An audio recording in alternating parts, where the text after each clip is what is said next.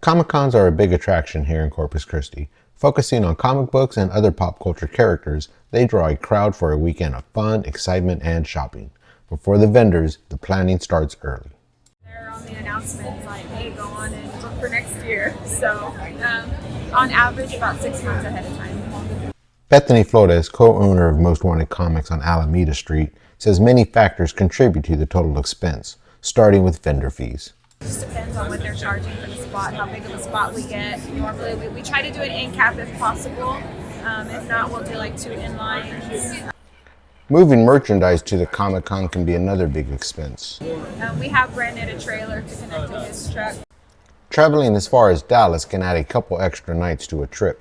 Dallas is probably our most expensive one because we get there like a Wednesday and we don't leave till like Monday. So that's really expensive hotel-wise.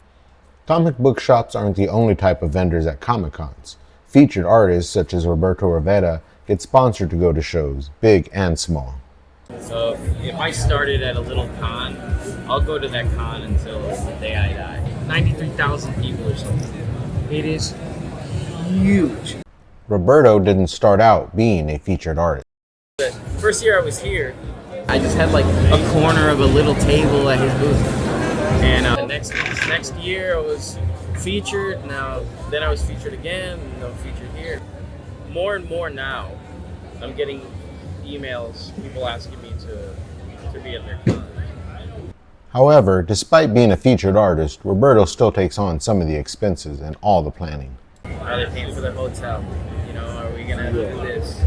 What's the drive like? We have to fly. But as an artist, Roberto finds the juice is always worth the squeeze.